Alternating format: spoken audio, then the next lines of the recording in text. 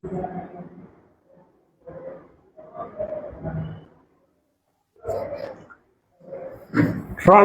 the following linear programming problem into standard form. আপনারা জানেন একটা লিনিয়ার প্রোগ্রামিং প্রবলেমের তিন ধরনের ফরম্যাট থাকে। একটা হচ্ছে জেনারেল ফরম্যাট, আরেকটা হচ্ছে স্ট্যান্ডার্ড ফরম্যাট বা স্ট্যান্ডার্ড ফর্ম, আরেকটা হচ্ছে ক্যানোনিক্যাল ফর্ম। ক্যানোনিক্যাল ফর্ম আবার দুই প্রকার, একটা হচ্ছে ম্যাক্সিমাইজেশনের জন্য ক্যানোনিক্যাল ফর্ম, আরেকটা হচ্ছে মিনিমাইজেশনের জন্য ক্যানোনিক্যাল ফর্ম। আর এখানে আমাদেরকে বললো স্ট্যান্ডার্ড ফর্ম। স্ট্যান্ডার্ড ফর্ম মানে হচ্ছে আদর্শ আকার। নিম্নলিখিত যে লিনিয়ার প্রোগ্রামিং প্রবলেমটা আমরা দেখতে পাচ্ছি ওটাকে তার স্ট্যান্ডার্ড ফর্মে রিডিউস করতে বলেছে, ট্রান্সফার করতে বলেছে, কনভার্ট করতে বলেছে। তাহলে সলিউশনটা দেখুন। আপনাদেরকে আমি বলছিলাম স্ট্যান্ডার্ড ফর্মে অবজেক্টিভ ফাংশন সবসময় ম্যাক্সিমাইজ হবে। অনেক বইতে ম্যাক্সিমাইজ করেছে, অনেক বইতে মিনিমাইজ রেখে দিয়েছে। তো যদি মিনিমাইজ থাকে আমরা তাকে ম্যাক্সিমাইজ করে নেব, যদি মিনিমাইজ থাকে তাকে আমরা ম্যাক্সিমাইজ করে নেব, যদি ম্যাক্সিমাইজ থাকে আর নতুন করে ম্যাক্সিমাইজ করার দরকার নাই। আর কিছু কিছু বইতে মিনিমাইজ করে রেখে দিয়েছে। নিয়ম হচ্ছে অবজেক্টিভ ফাংশন ম্যাক্সিমাইজ ফরম্যাটে রেখে দেওয়া। যদি ম্যাক্সিমাইজ ফরম্যাটে না থাকে ওটাকে ম্যাক্সিমাইজ ফরম্যাটে নিয়ে যেতে হবে, এটা হচ্ছে নিয়ম। তাহলে আমরা দেখতে পাচ্ছি অবজেক্টিভ ফাংশন যেটি ওটা মিনিমাইজেশনে দেওয়া আছে, এটাকে আমরা ম্যাক্সিমাইজে কনভার্ট করে নেব। আপনাদেরকে বলেছিলাম অবজেক্টিভ ফাংশন যখন মিনিমাইজ অবস্থায় থাকে তাকে ম্যাক্সিমাইজে কিভাবে নিয়ে যেতে হবে আমি বলছিলাম। তাহলে অবজেক্টিভ ফাংশন জেড এটা মিনিমাইজ ফরম্যাটে দেওয়া আছে, আমি জেড প্রাইম এটাকে ম্যাক্সিমাইজ ফরম্যাটে নিয়ে যাচ্ছি, অর্থাৎ মিনিমাইজেশনকে ম্যাক্সিমাইজেশনে নিয়ে যাচ্ছি। ফাংশনটা আগে জেড দ্বারা ডিনোট করতাম, এখন ম্যাক্সিমাইজেশনের ফাংশনটাকে আমরা জেড প্রাইম দ্বারা ডিনোট করলাম। তো আপনি ডান পাশে জাস্ট গুণ করলে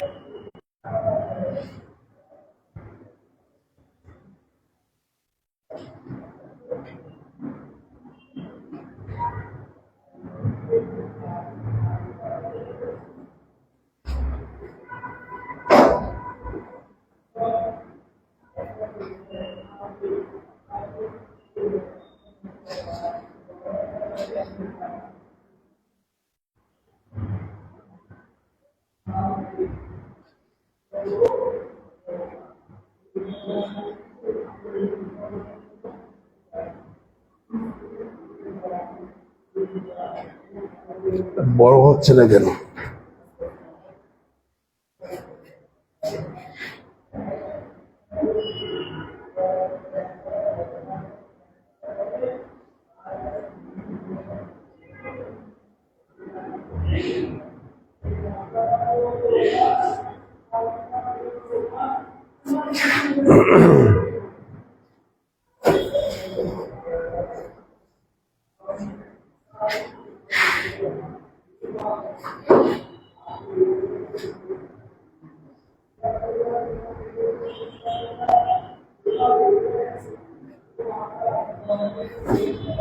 তাহলে আমরা মিনিমাইজেশন থেকে ম্যাক্সিমাইজেশনে নিয়ে গেলাম,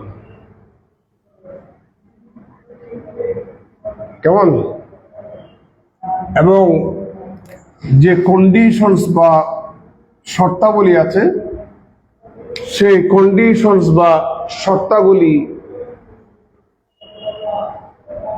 মধ্যে যে ইনইকুয়ালিটি গুলো আছে ওই ইনইকুয়ালিটি গুলা ইকুয়াল করে নিতে হবে by using slack and surplus variable. তাহলে প্রথম কন্ডিশন দেখুন, x1 minus 2x2 plus x3 inequality, এটাকে যদি আপনি ইকুয়াল করতে চান 1 এর সাথে তাহলে এটি ছোট এটি বড়, তাহলে ছোট এর সাথে নতুন একটা ভেরিয়েবল যদি আপনি যোগ করেন তাহলে আমি মনে করে নিচ্ছি ডান পাশের বড়টার সাথে কি হবে, সমান হবে। ইনইকুয়ালিটি গুলাকে ইকুয়াল করার জন্য বাম পাশে যে ভেরিয়েবল যোগ করা হয় ওই ভেরিয়েবলটাকে বলা হয় স্ল্যাগ ভেরিয়েবল। এই ডেফিনিশনটা পরীক্ষায় আসে। এবার দ্বিতীয় নম্বর শর্তের মধ্যে আসুন।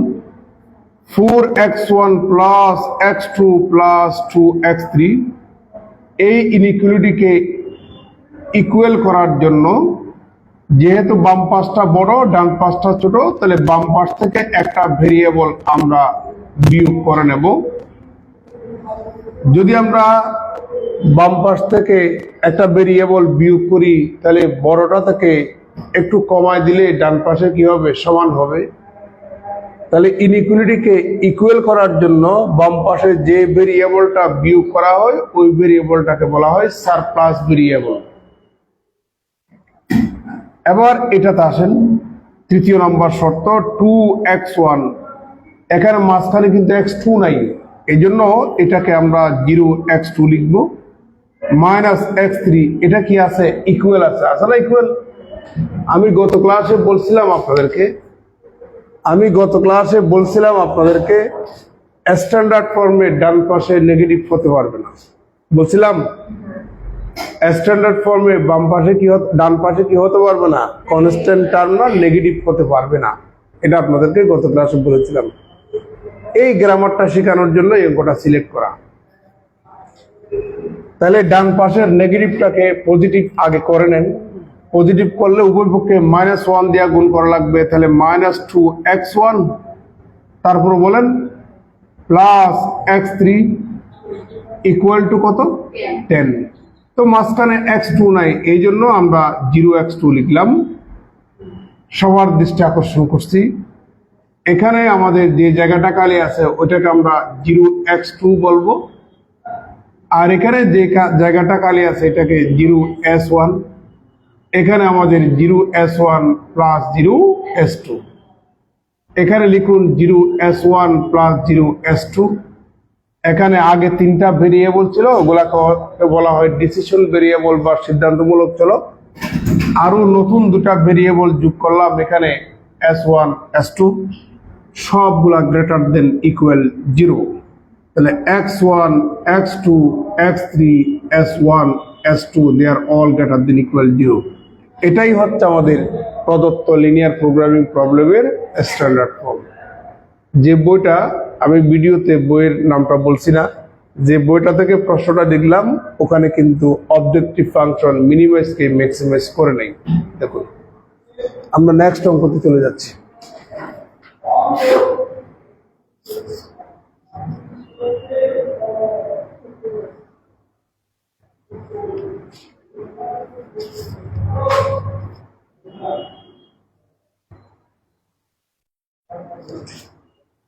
তোলা শেষ? আমি ওই দিন কোন অঙ্কটা করাছিলাম, তো দেখেন তো, এটা করাছিলাম।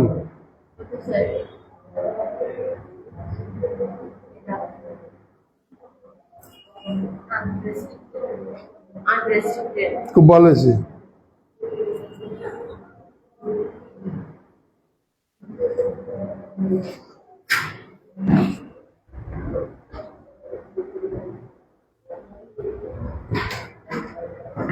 ভাই দেখেন, আরেকটা কঠিন থেকে করাই, না করাতাম কিন্তু আপনারা আগে ক্লাসগুলো করেন না, এই কারণে ওই টাইপের অঙ্কগুলো important.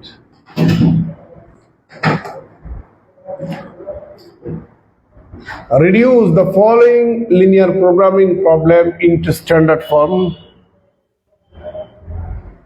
Z max equal to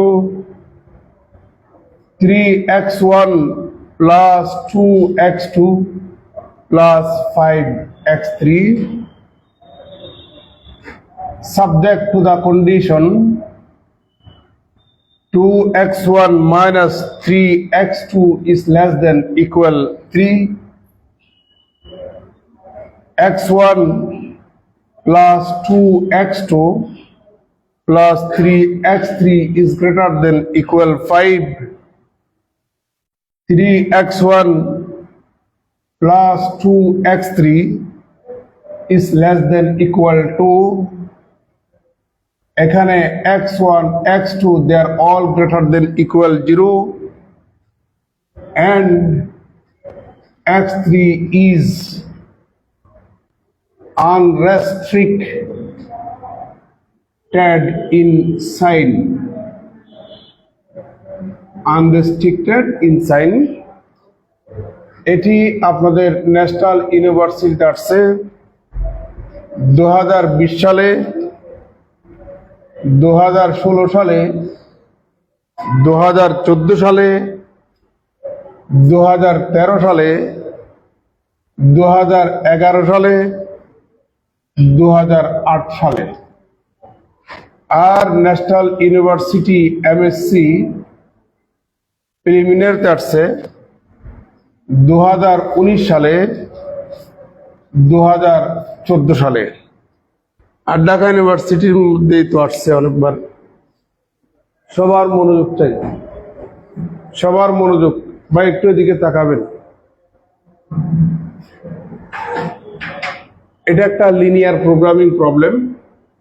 এটাকে স্ট্যান্ডার্ড ফর্মে রিডিউস করতে বলেছে বা ট্রান্সফার করতে বলেছে বা রূপান্তর করতে বলেছে। এখানে যে ভেরিয়েবলগুলো দেখতে পাচ্ছেন x1 x2 x3 এই ভেরিয়েবলগুলোকে বলা হয় ডিসিশন ভেরিয়েবল, সিদ্ধান্তমূলক চলক। একটা লিনিয়ার প্রোগ্রামিং প্রবলেমের একটা জেনারেল ফর্মের লিনিয়ার প্রোগ্রামিং প্রবলেমের 4টা অংশ থাকে। একটা হচ্ছে অবজেক্টিভ ফাংশন, উপরের ওই ফাংশনটাকে বলা হয় অবজেক্টিভ ফাংশন। সেটা ম্যাক্সিমাইজও হতে পারে, মিনিমাইজও হতে পারে।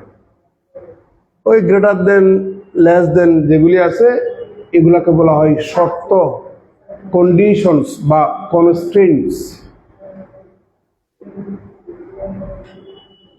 তাহলে আমরা কি পেলাম? ডিসিশন ভেরিয়েবল পেলাম, অবজেক্টিভ ফাংশন পেলাম, কন্ডিশনস পেলাম। আর একটা হচ্ছে সকল decision variables greater than equal 0 হতে হবে। বুঝতে পারছেন? এটাকে বলা হয় রেস্ট্রিকশন। 3টা ভেরিয়েবলের মধ্যে 2টা রেস্ট্রিক্টেড, আর একটা কিন্তু আনরেস্ট্রিক্টেড। রেস্ট্রিক্টেড মানে হচ্ছে সীমাবদ্ধতা, মানে সীমাবদ্ধ। আনরেস্ট্রিক্টেড মানে হচ্ছে সীমাবদ্ধ না। যেমন এই 2টা গ্রেটার দেন ইকুয়াল 0, এর অর্থ কি?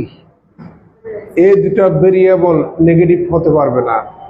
এই 2টা ভেরিয়েবলের মান নেগেটিভ হতে পারবে না, হয় ধনাত্মক হবে না হয় 0 হবে। কিন্তু x3 এর মান ধনাত্মক কিনেও জানি না, ঋণাত্মক কিনেও জানি না, 0 কিনেও জানি না, মানে আনরেস্ট্রিক্টেড। তার উপরে কোনো কি নাই, সীমাবদ্ধতা নাই। বুঝতে পারছেন? আমরা এই প্রদত্ত লিনিয়ার প্রোগ্রামিং প্রবলেমটাকে একটু মডিফাই করব।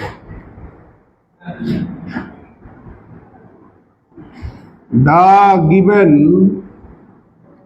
linear programming problem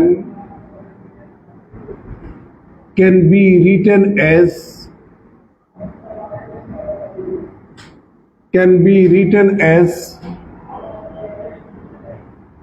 z max equal to 3x1 plus 2x2 plus 5x3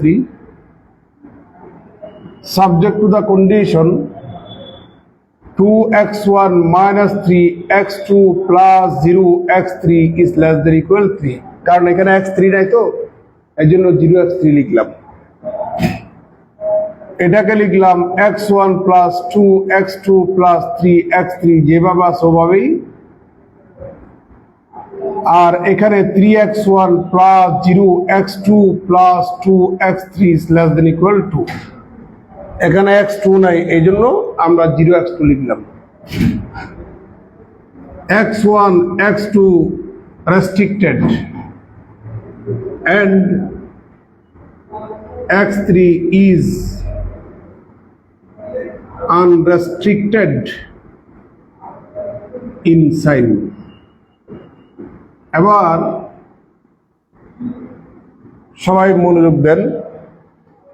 যে ভেরিয়েবলটা আনরেস্ট্রিক্টেড ওই ভেরিয়েবলটাকে দুইটা নন নেগেটিভ ভেরিয়েবল এর ডিফারেন্স আকারে আমরা ধরে নেব। লেট আনরেস্ট্রিক্টেড কে x3, এই জন্য x3টাকে আমরা দুটা ভেরিয়েবলের, এই দুটা ভেরিয়েবল কিন্তু এরকম নন নেগেটিভ, দুটা নন নেগেটিভ ভেরিয়েবলের ডিফারেন্স আকারে ধরে নেব। আপনি এখানে উল্লেখ করে দেন x3 এবং x3 double prime greater than equal 0। Just এই মানগুলা এখানে বসিয়ে দিবেন, আর কিছু না। স্ট্যান্ডার্ড ফর্মে অবজেক্টিভ ফাংশন ম্যাক্সিমাইজ হতে হবে, এটা জন্মগতভাবে ম্যাক্সিমাইজ আছে, নতুন করে ম্যাক্সিমাইজ লেখার দরকার নেই। তাহলে z max equal to 3x1 plus 2x2 plus 5 into x3 সমান হচ্ছে x3 prime minus x3 double prime, subject to the condition। সত্যি নিচে লেখাগুলো দেখা যাচ্ছে কিনা? x1 minus 3x2 plus 0, x3 minus x3 double prime less than equal 3, x1 plus 2x2 plus 3, x3 prime minus x3 double prime is greater than equal 5, 3x1 plus 0x2 plus 2, x3 prime minus x3 double prime is less than equal 2। এখানে মোট চারটা variable এই মুহূর্তে x1 x2 x3 prime x3 double prime চারোটাই কিন্তু greater than equal 0। x1 x2 জন্মগতভাবে greater than equal 0, আর x3 prime x3 double prime greater than equal 0। তাহলে এখানে x1 x2 x3 prime x3 double prime greater than equal 0। এটাকে আপনি আরেকটু সাজিয়ে লিখতে পারেন z max equal to, just আপনি গুণ করে দেন 3x1 plus 2x2 plus 5x3 prime minus 5x3 double prime, just 5 গুণ করবেন, আর কিছু না। এখানে subject to the condition 2x1 minus 3x2 plus 0 x3 prime minus 0 x3 double prime is less than equal 3। তারপর হচ্ছে x1 plus 2x2 plus 3 x3 prime minus x3 double prime is greater than equal 5, 3x1 plus 0x2 plus 2x3 prime minus 2x3 double prime is less than equal to x1 x2 x3 prime x3 double prime greater than equal 0। আর একটু কাজ বাকি আছে। Standard ফর্মে আমাদের ইনইকুয়ালিটিগুলা যেন equal হয়, standard ফর্মে ইনইকুয়ালিটিগুলাকে equal করে নিতে হবে by using slack and surplus variable. উল্লেখ কর ডান পাশে কনস্ট্যান্ট টার্ম যদি নেগেটিভ থাকে ওটা উভয়পক্ষে -1 গুণ করে নেগেটিভটা পজিটিভ করে নিতে হবে, বুঝতে পারছেন? আর ইনইকুয়ালিটি যদি থাকে -1 গুণ করলে সাথে সাথে ইনইকুয়ালিটির একটা পরিবর্তন আসবে। যেমন এর আগের অঙ্কের মধ্যে যে কনস্ট্যান্ট টার্ম মধ্যে নেগেটিভ ছিল ওখানে কিন্তু ইকুয়াল ছিল, এই জন্য -1 গুণ করার কারণে ইকুয়ালটার আর তো কোনো পরিবর্তন হয় নাই। যদি ইনইকুয়ালিটি থাকে -1 গুণ করলে ইনইকুয়ালিটির সাথে সাথে চেঞ্জ হবে। তাহলে so the required standard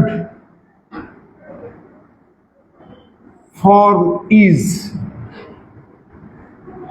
z max equal to 3x1 plus 2x2 plus 5x3 prime minus 5x3 double prime, subject to the condition 2x1 minus 3x2 plus 0 x3 prime minus 0 x3 double prime এখানে কিন্তু less than equal, এটারে যদি আপনি equal করতে চান, এটা ছোট এটা বড়, ছোটের সাথে একটা ভেরিয়েবল যোগ করলে বড়ের সমান হবে। আমি সেই ভেরিয়েবলটাকে ধরে নিলাম s1 is equal to 3. This is the slug variable. ইনইকুয়ালিটিকে ইকুয়াল করার জন্য যে ভেরিয়েবলটা বাম পাশে অ্যাড করা হয় সেই ভেরিয়েবলটাকে বলা হয় স্লাগ ভেরিয়েবল। দ্বিতীয় নম্বর শর্তের মধ্যে আসুন, x1 plus 2x2 plus 3x3 prime minus 3x3 double prime, এটা বড় এটা ছোট, বড় থেকে একটা ভেরিয়েবল বিয়োগ করুন, minus s2 is equal to 5। ইনইকুয়ালিটিকে ইকুয়াল করার জন্য বাম পাশে যে ভেরিয়েবলটা বিয়োগ করব বাম পাশ থেকে, ওই ভেরিয়েবলটাকে বলা হয় সারপ্লাস ভেরিয়েবল। এবার 3x1 plus 0 x2 plus 2 x3 prime minus 2 x3 double prime, এটা ছোট এটা বড়, তাহলে বাম পাশে আরেকটা ভেরিয়েবল আমরা যোগ করলাম, যে ভেরিয়েবলটা যোগ করলাম ইকুয়াল করার জন্য সেই ভেরিয়েবলটাকে বলা হয় স্লাগ ভেরিয়েবল। এবার একটু সাজিয়ে নিই, এখানে লিখুন 0s1, এখানে লিখুন 0s2, s2 আর এটা হচ্ছে আমাদের s3, 0s1 আর এটা হচ্ছে 0s3, এটা হবে 0s1 0s2, এখানে হবে 0s1 plus 0s2 plus 0s3। এখানে মোট ভেরিয়েবল হচ্ছে 7টা, একটা হচ্ছে x1 আর একটা x2 x3 prime x3 double prime s1 s2 s3, দে আর অল গ্রেটার দেন ইকুয়াল 0। এটাই হচ্ছে আমাদের স্ট্যান্ডার্ড ফর্ম। বুঝতে পারছেন?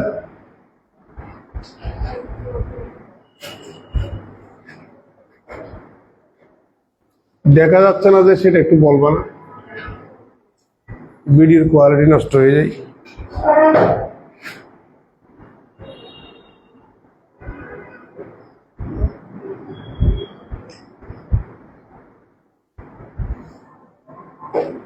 এখন আমরা আরেকটা অঙ্কতে যাচ্ছি, পারবেন তো?